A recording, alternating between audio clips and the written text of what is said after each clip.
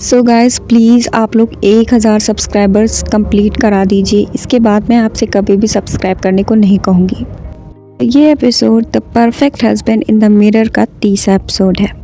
सो शुरू करते हैं। सो वेई जी ने अलमारी में एक लड़की को देखा।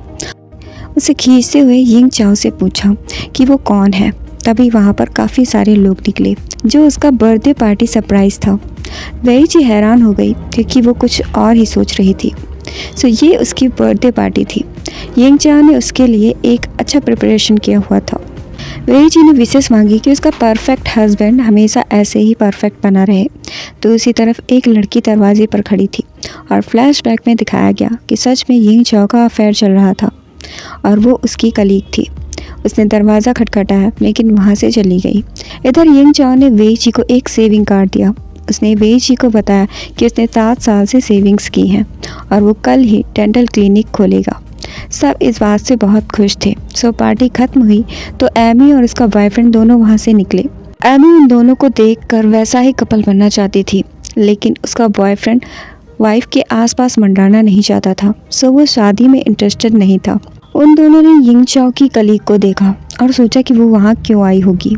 अगले सीन में वेई जी ने यिंग चाओ से उन सेविंग्स के बारे में पूछा। यिंग चाओ ने बताया कि वो 7 साल से पैसे बचा रहा था और ये कोई हिडन मनी नहीं था बल्कि डेडिकेटेड फंड था। दोनों साथ में बहुत खुश थे। अगले दिन वेई जी जब हॉस्पिटल जा रही थी तो उसके शू लेस खुले हुए थे। यिंग चाओ ने उसे सुधारा और वेई जी को पुराने दिन याद आ गए कि कैसे वो उसके लिए ये पहले भी कर चुका है। वेई जी ने उससे माफ़ी मांगी क्योंकि उसने शक किया। यिंग चाओ का कहना था कि उसने ये सब ऐसे प्लान ही किया था, इसमें उसकी कोई गलती नहीं है। सो वही उसकी परमानेंट पार्टनर है, इसलिए उसे चिंता करने की ज़रूरत नहीं है।